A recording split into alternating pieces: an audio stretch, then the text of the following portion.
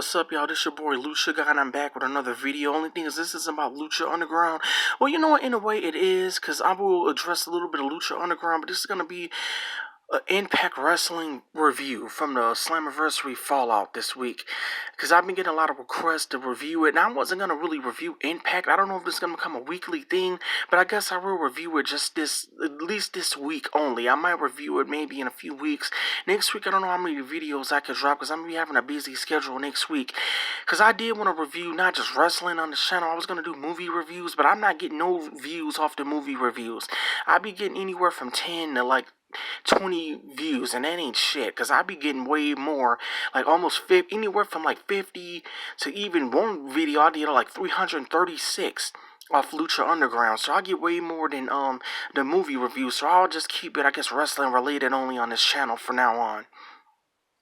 But I will address this before I start the video. But one thing I do want to get into, I'm shocked to see Santino Marella back in wrestling. He's not really wrestling on Impact. He's more of a trainer for some guy named Dustin Cameron. And next week he's going to be facing Austin Aries for the Impact World Championship. I don't even know who the heck this guy is to be getting the championship match. Some people are mad that Pentagon didn't get a rematch for the Impact World Championship. But one thing I do want to address, I always get asked this. Hey, what is your problem, Lucha Guy, with Impact Wrestling? What do you have against TNA? So I'll start this off. I used to watch TNA. I took a lot of breaks. I first started watching them in 2008 when they had a video game. I liked the video game, so I checked it out. And it was cool for me to see guys I never really got to see wrestle, like a Sting. Because when I started watching WCW, it was like January of 2001. I caught the dying days. I never really got to see Sting like that in WCW. So I did get to see Sting finally in like TNA back in 2008 when I first started watching. It was something cool, some different, a wrestler I never really got to even see during the Monday Night Wars or whatever, the little late 90s. I didn't get to see Sting during those years. So for me to see him when he was out there in 2008 in TNA, it was pretty cool. I had watched it from 2008 through 2009, and then I stopped, and I got back into it in 2011 to 2013, and I only watched it again in 2011 because he had popped up with RVD. I was really a big fan of RVD during the Invasion angle in early 2002 when he was in the WWFE at the time, but I will address my problems with TNA. When I used to watch them, they always came off like a cheesy wannabe WCW 2.0. In the earlier days, they kind of just came off like that. Just the way that they just had that little main event mafia stuff with Sting and Booker T and Kevin Nash and Scott Steiner. They was wearing suits, and they try to play it off by having like a Kurt Angle or something as Samoa Joe, but it just looked so like some wannabe WCW, NWO wannabe stable. Just looked at where these guys wearing suits called a main event mafia. There's this one issue that I was like, hey, they're not really having their own. They never really created their own stars. That was one thing I never really respected with Impact, because he had AJ Styles and all kind of other people. These guys now are big in WWE. They could have made these guys big. These guys possibly still be maybe around an Impact. Maybe we would have had some kind of competition. Because one thing a lot of people fail to realize is TNA or Impact, or one point it was called Global Force Wrestling, whatever you want to call it, they've been around way longer at this point than WCW. They outlived WCW. They outlived the freaking Hogan Bischoff aftermath. WCW couldn't even do that shit. But another issue I used to even have with them is, like, soon as a guy from like WWE would come in, he would get the damn championship the following show. He'd have his debut week, cut a promo, and next thing you know, the following week they already announced him for a title match, and he would win it on an Impact, not even at a pay-per-view, not a turning point, not a Bound for Glory, not a Hardcore Justice, whatever little sacrifice. He has so many like pay-per-view names, Victory Road, like these guys like a Kurt Angle, Mr. Anderson, or Kennedy, RVD, or Jeff Hardy. These guys will win. They will win the Impact or TNA title. They'll win it on like an Impact. They wouldn't even win it on like a pay-per-view. It's like, what's the point of watching a pay-per-view? These guys pop up from WWE. Their damn second week on the show, they're already the damn champion. It was pissing off a lot of people. And another thing I'd also want to get into, they took away a lot of the stuff when Hogan came in, their like identity. They got rid of the six-sided rings. One thing I did like, they used to have cool matches, cuffed in a cage. They used to have that match you have to climb on, like to get the X, like Monkey Bars, Ultimate X. They used to have so many cool matches in TNA, and then they just stopped that when Hogan came in. And why would Dixie Carter let Hogan get 50% ownership? That was just so ridiculous. I could see if that's a guy like even a smart business guy like a Paul Heyman, you wouldn't get it to Hogan. He's just a wrestler. He's not like behind the scenes. He never really managed or anything. Because at least when Heyman was right, like in charge of Stephanie and SmackDown was beating Raw in the ratings during the first brand split. And TNA would do a lot of things to get fans' hopes up, and they wind up letting fans down, wind up doing, like, they would, like, debut, like, new people that wasn't, like, an ex-WWE guy. They would build them up, not really pull the trigger on them, and then the guy would just go directionless after that. They did this with so many people. I remember they had a guy that was alright named Crimson. They had so many people there back in, like, the 2011 through 2013 time frame. These, like, they had the Bobby Roode. They did have him as a heel champion. Even when Bobby Roode was a heel champion, his matches always irked me on pay-per-view because he always in the main event. I swear every match he would have a bump spot, bro. The referee would get bumped, knocked out. Then he would go outside the ring, drop a steel chair, hit his opponents upside the head and win. All his matches were always the same. Always the same. I swear all his Bobby Roode's title matches at TNA was always the same during that year. Like 2011, early 2012.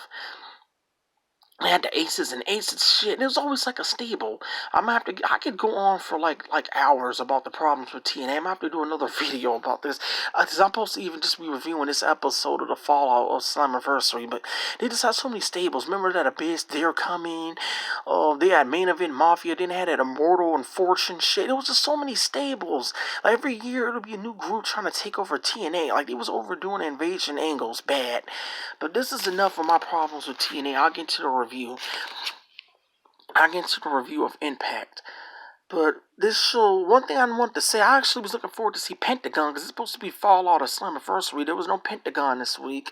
They left him off of the tapings. I wanted to see how he was going to be booked on this show because Lucha Underground, they haven't really been doing that much great with him. But one thing I will get into, though, is I will maybe have to review another Impact just to see something of Pentagon. I don't know if I'm going to be reviewing this stuff, like I said, weekly, but I might try to, since I'm not going to be doing movie reviews. So I'll keep this channel simply wrestling related from now on. But the show started off with Austin Aries cutting a promo, and I noticed that he's pretty good on the mic. WWE dropped the ball on this guy. He was doing 205 Live, opening pay-per-views, doing pre-shows. A guy like Austin Aries should have even been over there like in a main event. He never hit the main event in WWE, and it was just stupid. He was wrestling the same people, either Neville or Rich Swann, and it just show you that Vince didn't care for the guy. Triple H obviously didn't really care after his little NXT run to Austin Aries.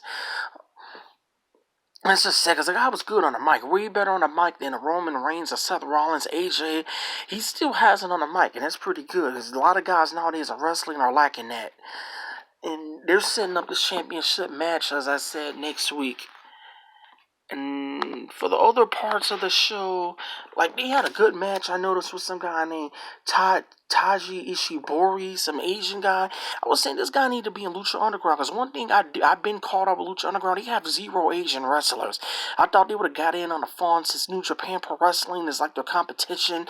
Because New Japan, that's more of Lucha Underground's competition than WWE, whether people realize it or not. Nobody can compete with WWE right now for the number 1 spot, but a lot of people are competing over the number 2 spot. And they need to be picking up Asian wrestlers on Lucha Underground because Taji Ishibori guy was real amazing. His match with Petey Williams, a lot of flips and kicks flying around, and then Taji Ishibori, he ended up winning. It was a really good match. And I noticed I was seeing all kind of people, like on Impact. I was seeing, like I said, Santino. I guess he's gonna be a trainer, not a wrestler. I seen even a promo package, a video package of this Killer Cross guy. Looked like to me he's already wrestling on Impact. Lucha Underground, they only showed him once, and he was all over the trailer. It's like taking a whole lifetime for him to wrestle in Lucha Underground. What the hell are they waiting for? Ultima Lucha Quattro, Ultima Lucha 4? Is that we're gonna finally get to see damn Killer Cross wrestle in Lucha Underground? Because Impact Wrestling is already debuted, and this guy building them up with video packages and shit. And I noticed Johnny Impact here, where he went out there and wrestled a match on his own. And one thing I do want to call out, he can wrestle his own and put on a good match and Impact, but on Lucha Underground, they cannot have him wrestle on his own, even though now I can't even tell, is he a face again or is he a tweener? I assume a tweener, but he wrestled on his own in Impact. The Lucha Underground, they always have to have these Worldwide Underground people coming out, Taya or a Jack Evans or PJ Black or that Ricky Mundo, Mendel guy. Like, he can wrestle a good match on this stuff in Impact, and that's what Lucha Underground needs to start doing again. Because this Worldwide Underground stuff is getting a little bit, like, it's going on a little bit too long. At some point, you got to end that stable. And it's getting a little bit ridiculous that they're not making him look like a strong guy by having his friends keep on interfering in his matches on Lucha Underground. I do want to call out something. They had what is this GWN? Is it their version of the WWE Network? They had some old match they showed back when they had the Motor City Machine Guns and the Young Bucks. The Young Bucks were called Generation Me. One thing TNA, that's another problem with them. They had like guys like the Generation Me or the Young Bucks. They could have been these. They should have kept AJ Styles and the Young Bucks, and who knows where Impact could be at. But I think it's just the fact their name is so burnt that when these guys go somewhere else, fans appreciate seeing them somewhere else much more. Because this is weird, because the Young Bucks were in Impact or TNA back in the day. Nobody cared for them. The minute they left and went to ROH and they came up with this Bullet Club stuff, or they joined a Bullet Club and they did the super kicks, they get their own cereal. Now these guys are like the most popular wrestlers that's on the indie circuit. They're making so much money, I heard, that off merchandise they might not even need a WWE check. Same with like people like Kenny Omega. These guys probably making more than most guys in WWE, or at least a few. They're making good money off of like their merchandise sales and stuff they're doing with like New Japan. And it's sad because Impact, I always say the WWE needs competition out of everybody you can think of, whether it's ROH, Lucha Underground, New Japan, whoever came the closest. You think about it's always Impact, because they even failed a Monday Night Wars in 2010. They had all the right people there. I mean, whether you even want to say they had a lot of even WCW, ECW people like Dudley's, RVD. One point I remember Sabu was there, and they had Sting and all kind of people. They had Hogan and Flair. Like, how do you have all these people? At one point DDP was even there. How do you have all these people on your roster and they could never even tie Raw in the ratings? That's ridiculous. That's just sad. I really think that they had the biggest chance to ever give in the WWE competition and causing a modern Monday Night War. Maybe wrestling maybe we wouldn't even be in this depressing, horrible state right now in wrestling. We wouldn't even be in this dark period. I'm sure we'd be a lot closer to a boom. We haven't had a boom period since the Monday Night Wars Attitude Era time frame in 1997 through 2001. We could have had some hot if Impact would have had their shit together, because he had all the right wrestlers there during certain time periods. It's just ridiculous. One thing, though, I will get into, though, I'm going to squeeze on to the main event, because I don't even know who half these people are. Like, I see, like, the Hernandez, the Homicide are back. That's cool. I always liked it, those guys when they were in TNA when I used to watch. But I'll just go move on to the main event, because I don't even know who half these damn people are in Lucha, in Impact. So we get to the main event. It's my boy Cage. Shout out Brian Cage. He's in the main event. I didn't even know he was the damn X Division champion. This guy's really huge. If you know who Brian Cage is, you should know who he is. Whether he's Cage and Lucha Underground, The Machine, or Brian Cage and Impact, this guy's huge as hell. And he's X Division champion. I want to ask if you guys know, is there even a weight limit anymore in the X Division? Because how the hell is he X Division champion? This is like if Roman Reigns was like the damn, like some kind of cruiserweight champion or something. This is like weird. X Division is supposed to be smaller guys that can do flips and kicks, and Cage can't do that, but he's huge. But it's whatever. It was a good match. It was really good match. Like Evan Bourne or Matt Sato, he's improved big time since his WWE run. This match was really good. I'm gonna go back definitely and watch this again. It's good to see Brian Cage somewhere else. I noticed he's looking like how he did back in 2015 of Lucha. He had a different haircut, not that silly mohawk. He wrestles in shorts here, white shorts, which is shocking because I'm used to seeing him wrestle in a caveman outfit, like the one that the like Big Show wear. So it's shocking seeing Cage wrestle in like shorts or swimming or trunks or whatever. It's kind of shocking. But it was a really good match. Cage retained his X Division championship. It's really shocking that he's like X Division bound, because this guy should be main event. Him versus Austin Aries need to happen. This guy could be causing so much buzz for Impact Wrestling. Since Lucha Underground isn't really doing, like, they're not, I don't know what they're going to do with Cage this season, because he already wrestled Pentagon for the title. He lost. What are they going to do with Cage for the rest of the season? really confused to see, like, I'm really, like, on the edge of my seat to see what they're going to do with Cage, because you threw the guy the title. He didn't win that, so what are you going to do with Cage from that point on? I don't know. Is he going to be going after the gauntlet again? But this is your boy Lucha Guy. I'm out. Peace. If you want me to talk about Impact Wrestling more, let me know down below. Hit like and subscribe if you haven't. Peace.